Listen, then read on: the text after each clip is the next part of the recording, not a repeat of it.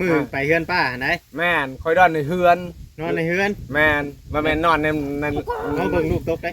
ในมุ้งน้ำลาวบ่แม่น บ่พี่มือมานอนเฮือนเจ้าพี่ บ่ลิ เขามุ่งพิษ เมื่ แม่ อน ไห บ่ ร่เขามุ่งพิษบับพากันลุกมาปลุกผูกคอผูกแขนกันตอนเลิกน่ะแม่นอะดีบ่ บ่บ่ได้ปลูก ต้องลอยว่าไปชื่อ เว้า บ่ ไปทุกที่แต่นางดอยนี่เนาะ บ่ได้ปลูกเพิ่นเว้าไปทั่วที่เฮาบ่ได้ปลูกแค่พอต่อแค่นั้น บ่ได้ผูกหยังเนาะแขนเจ้าก็บ่มีเชือกผูกแขนเนาะ โอ้ยเจ้าคือตัวทิพย์แล้ว อันว่าคอยกันน่ะก็แม่นนี่ปลูกอันน่ะลูกหันแม่นนี่ เออ แม่น ว่าพรวิไลพรวิไลก็เว้าอันนี้น่ะบ่แม่นว่าแต่เมียเจ้า แม่ ป้าเจ้าก็เว้าว่าบอกให้เจ้ามานอนอยู่เจนี่เจ้าก็บ่ยอมมาว่าอยากไปนอนอยู่พุ่นว่ะ บ่แล้วก็บัดนี้คอยบ่า อธิบายไหม คอยบอกว่าเอ้าไม่ได้จะไปนอนในบอลคอยนอนคอยว่าพิษคลองได้ครับ จะบอกป้าอันบ่ แม่น ป้าน่ะไป ฝากติดตามเบาโอลิแหน่เด้อพี่น้องเบิดสุปูสุคน เลย สบายดีเด้อพี่น้องสักทายสบายดีพี่น้องเด้อนี่มาเฮือนน้องลอยพี่น้องเนาะได้ข่าวเกี่ยวกับเพิ่นคือว่าสิกินฮีดกินคล้องกันนี่แหละพี่น้องเนาะเพราะว่าทางไอ้กึ่งน่ะลงมุ่งว่าซั่นซะลงมุ่งไปเข้ามุ่งของเอื้อยของนางลอยหันเนาะตามที่น้องลอยเล่าได้นี่น้องก็บ่ได้ว่าชั้นว่าซี่ได้พี่น้องเอ้ยเนาะตอนนี้กันนะไอ้กึ่งกำลังเดินทางมาเด้มาแล้วคนน่ะ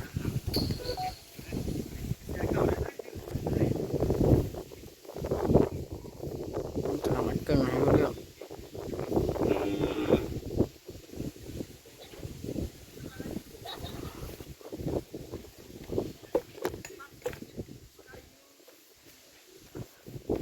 เมาเหล้าแล้วปะจ๊ะพี่น้องถ้าเกิงนะเมาเหล้าแล้วปะจ๊ะป่านนี้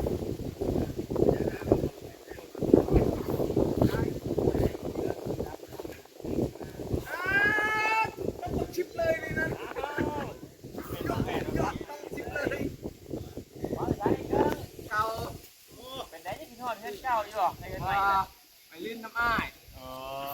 สบายดีสบายดีเบาเวียงแม่สบายดีเบาอย่างนี้นั่นเด้อ เอาไปจักว่าชื่อเพิ่น เราอันนั้นใช้มาปิดปากเบาลิวันนี้อ๋ออย่าโดดก่อนเว้ารีบาดนี่เลือกได้เกิน มันเบิดหลายโป้ดปะจ๊ะ วันนี้มาลายปูได้หลายโบก โอ้หลายบุก ไอ้เกิงนั่งลง มันยังเชื่อไปเกือกกี่ตมอยู่ใช่น่ะฮะ จุกหูกระป๋องกระปุก บ่ นั่งลอยจน ยกแต่ น้ำเลย จกแต่หูกับปูบ่ในอื่นไม่ได้จกบ่ บ่อยากใกล้ผัวอีกบัดนี้เจ้าต้องให้รับมานั่งทางนี้มาอยู่ทางพี่แต่เฮานะ ไปเฮ็ดแข่งเนาะมันมีไว้นี่จ้ะไป ไปเฮ็ดหยังน้องลอย ไปเฮ็ด ไอ้บุญต้นยังไปทางนั้น โอ้ยยับนี่ก็ได้ สิต้มหอยบ่น้องลอย นี่แหละยอดแสงพี่น้องเนาะ ไปนะจ้ะไป โอ้หากเห็นทีมงานเก่าเนาะ เอ้ย ให้ไปได้ดุลเลย ไปโดนเนาะคิดฮอดอยู่บ่ กินฮอดเบาลิให้ไปได้ดุล บ่ได้มาบ่จ้อยบ่ให้มา นั่นบ่ แม่นบ่จ้อยอย่าไปเด้อเรา ว่าโอนะ บ่ได้ว่าอีกเลย ตั้งเจ้าไปยังมาแม่นละบ่า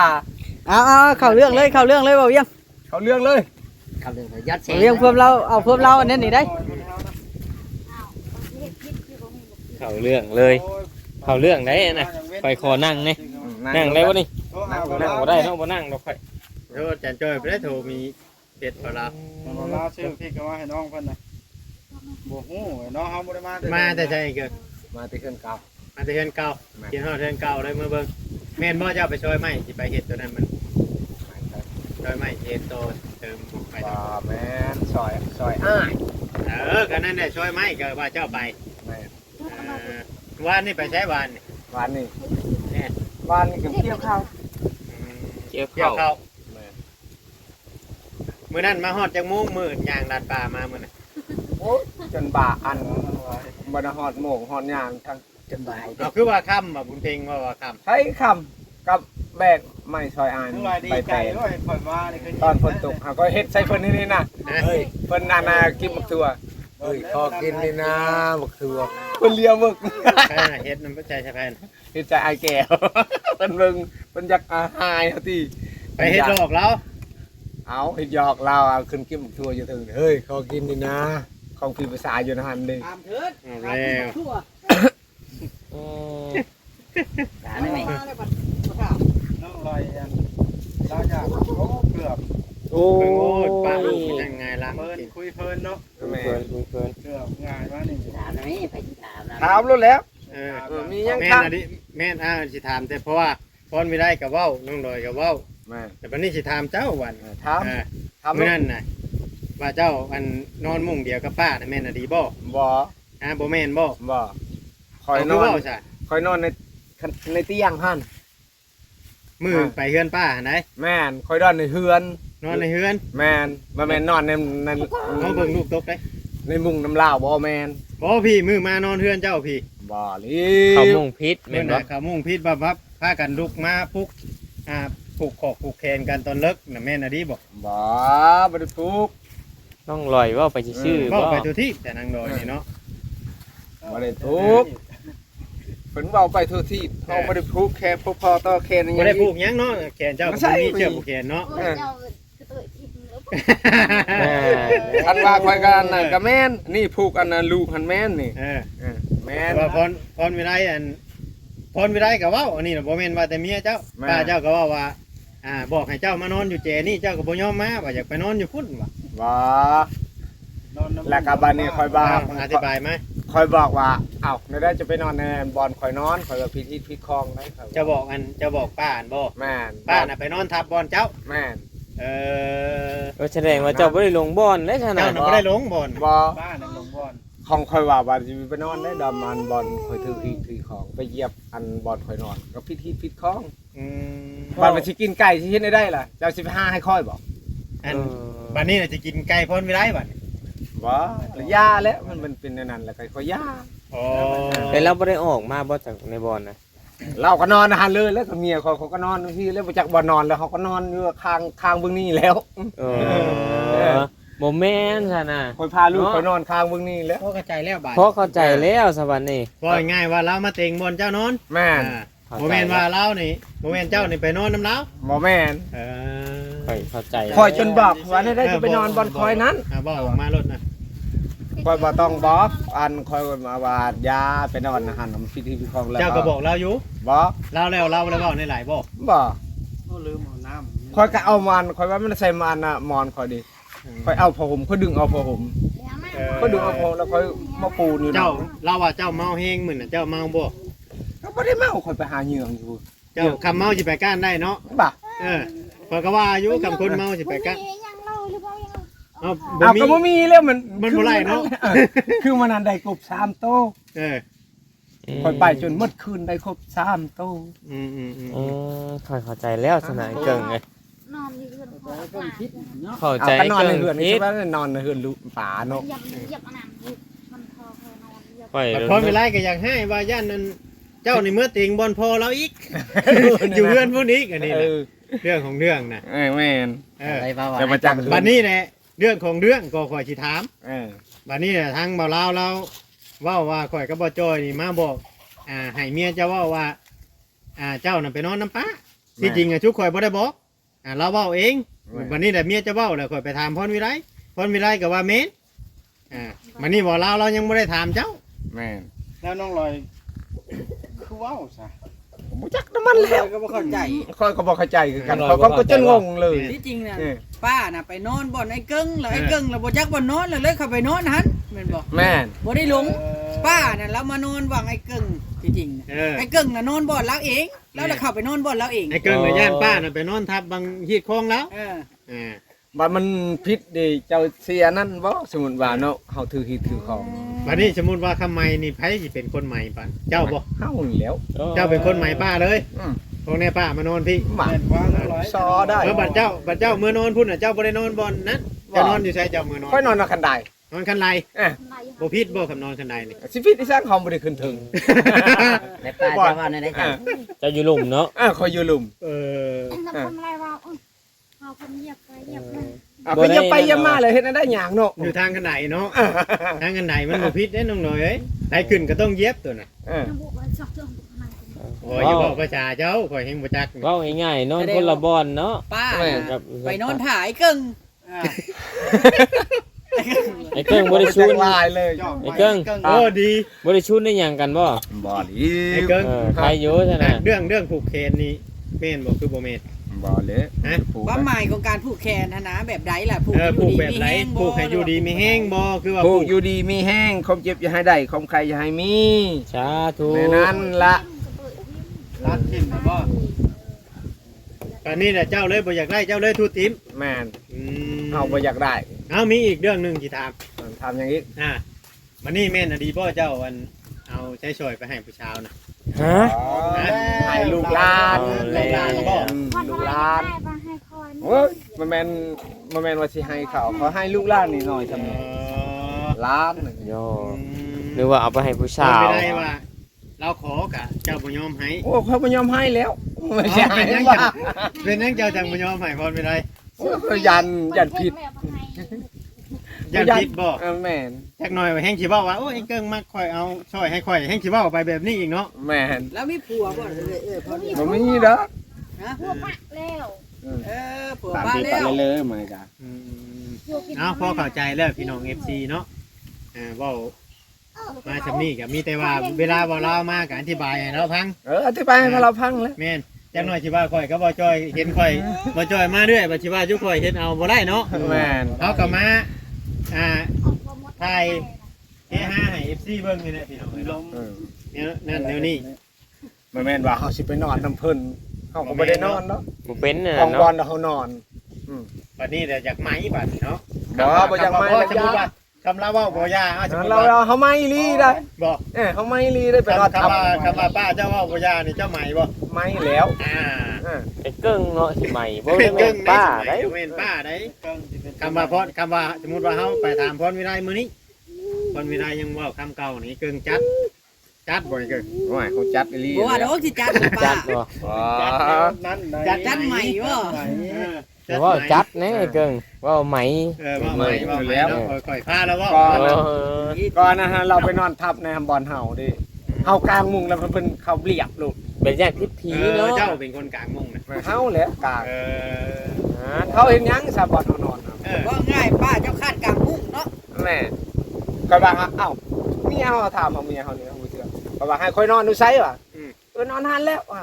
เพิ่นว่านอนนานแล้ว เมียก็ว่าบ่ได้ ค่อยว่ามันไม่เหนียวว่ะเขาจนว่ามันไม่เหนียว แม่นบ่ เขา ต้ จ อน งรอ ด่านี่เขาว่ามันไม่เหนียว เมียน่ะบอกให้เจ้านอนน้ำป้าหัน นอนมุงน้อยหั่น น้อยมันนอนในป่าไม่เห็น เพิ่นให้นอนหั่นเคยเฮาถือก่อนไปนอนน้ำไผ่อันน่ะลูกไผ่อยู่พี่บอลนอนกับมันก็พิษหรือว่า เนาะ เฮาก็นอน มีคือกันไปจะนอนน้ำป่าไปจะให้เจ้านอนนะ เอาให้เจ้ากลางมุ้งใหม่มาอย่างเช่น มุงน้อยก็มีกลางมุงใหม่บ่ให้นอนน้ำป้า กลางมุงเฮาก็บ่อยากฮื้อมุงหั่นก็ปะว่าหั่นและเฮาขาดอยู่คือไปคือมา ก็ได้นอนน้ำป้าเลย ก็ว่าเอ้ายานั่นเป็นทิศนั้น เอินความนั่งรอดไปนอนรอด โอ้ ก็บอกว่าเพิ่นไปไม่ไปนอนนำกันนะก็นอนเนาะพี่ตะบึงยุงก็มาตากลูกคอยจนดับ ง่างหุงทำจะกินนอนหุงก็นอน พี่น้องเอ้ยเนาะ บึงมันกัดบึงลูกคอยจนดับหมดตัวพี่บาอะไรคอยจนยังหายไปหิบนั่นนะ ไอ้เกิ้งก็จะหาย เอาแหละ เพราะว่าบางเทื่อบางทีนี่น้องลอยเว้ากับพรวิไลเว้านี่เฮาบ่อยากเข้าใจปานใดเด้ เว้าทั้งเทื่อก็กลับไปกลับมาเลยบ่อยากเข้าใจเลย FC ก็ว่าหลายคนอยู่บางเทื่อก็เว้าแต่คำเก่าเว้าลำไปลำมานะ เอินพอให้นอนนมตัวแม่นนะ บ่แม่นเนาะบ่แม่นก็เว้าให้ละเอียด ว่าให้ละเอียดมุงเตะที่กันเอาบอกเขาทำมาก่อนมุงก็ได้ เจ้าคือบ่บอกเจ้าว่าเอานอนอันคือบ่นอนนำมันอันบอลพัวคอย เจ้าเป็นป่าคือจะบ่นอนอยู่นอกพี่คือจะบ่บอกสัตว์เอา นางลอยนี่ต้องบอกเนาะต้องบอกเฮ้ยบ่นั้นบ่แม่นได้บ่นผัวเต็งได้เฮ้ยบ่งน่ะเนาะ แน่ ต้องบอกสิเนาะ แม่ นอนเวลานอนนี่ก็ได้จะเป็นย่าง น่า แสดงว่าเราพุ่นเป็นคนอย่างนอนบ่แม่นผู้นี้ได้ เป็นนั่นนอนผู้เดียวมันนอนกับผู้หมาเอาแค่นี้อันนี้นอนบนลูกสิเป็น มันผิดนั่นมันบ่ถือ ดัง ก็ว่าคิดง่ายแล้วมันยังเป็นเรื่องอ่ะเนาะ แม่น เอาคิดง่ายแต่มันเป็นเรื่อง แม่นแต่เข้าเข้าใจผิดเขาอีก4หันเข้าใจผิดแม่นบ่ แต่พิษเลย แม่ เดี๋ยวนี้น่ะ เขาเข้าใจผิด เข้าใจผิดเดี๋ยวแทนยังมาข่อยกับบ่จอยนี่เว้าเอาเอง แม่น เขาว่าข่อยว่าเอาเองนี่แหละ อันนั้นแหละบ่าวลาวจังให้คอยอยู่ฮะ มื้อนี้บ่ให้ไปใช้มื้อ คอยก็อยู่ แม่น เออ จะว่าเราสิแก้พรวิไลมาคุยกันอยู่พี่ประจักษ์ ก็แก้หรือมันเขาก็ตอกเลยแล้วบ่ได้ชอบ รออีกแล้วโอ้ย ว่าหอยมันชัดเจนนะเจ้ากันโอ้ยเดี๋ยวเขาก็มาเข้าใจผิดอีกเนี่ยว่าปฏิโต แก้มาก็สิตอบ เขาก็เว้าแล้ว เว้าก็ว่าเว้าต่อไม่ บ่แนวคักๆได้เหรอเนาะ เออ แนวบ่ว่าตอบ พูกกับพูกอีหลีเข็นทำมาเป็นว่าเฮาพูกกับพูกกับเมียเฮา พรวิไลน่ะปลูกให้เจ้า เฮากับพูกให้เมีย ซื้อบอก กับพูกกับพูก อยู่ ลิ้น มีเอง ให้อยู่ดีมีแฮงไม่แม่นว่าพูก ปลูกตอนคืนมื้อนั่นน่ะเนาะ กลางคืน แม่ คอยก็ คำว่าตอนคืนก็ว่าตอนคืนก็ว่าตอนเว้นก็ว่าตอนเว้นว่าให้มันชัดเจน มันแม่นว่าเฮาสิพูกว่าเฮาเป็นเมียเฮาเด้อบ่แม่นเฮาบ่ได้ว่านะให้อยู่ดีมีแฮงเด้อน่ะ ย่านก้อยแล้วเข้าใจผิดคิดว่าลงมุ่งกันแล้วลูกมาแล้วมันผูกแขนเอากันนะมันบ่แม่นแนวแบบนั้นเนาะ เฮาเป็นพี่บ้านะอันบ่เชื่อสมานกันโลดมื้อนี้ให้พาหัวเฮาโลด จะได้หลบบ่ายนี่อยู่ฉันได้ น้องลอยนะว่าบ่ก้อยเข้าใจผิด เขาเว้าความจริงโลดเฮาบ่ได้ว่าตัว ตัวกันอันนี้น้องลอย ลอยว่าให้เขาเข้าใจผิด น้องลอยบ่เข้าใจ เอ้าก็บ่เข้าใจแล้วเว้าอีกนะนั่งเถื่อกัน ว่าตำบิดทำไผเว้าก่อนตำบิดเฮาสิถาม มือทำมิดบ่ มื้อตำบิดทำไผ เกินทาง ข่อย ขึ้ มาน แล้ นี่ ว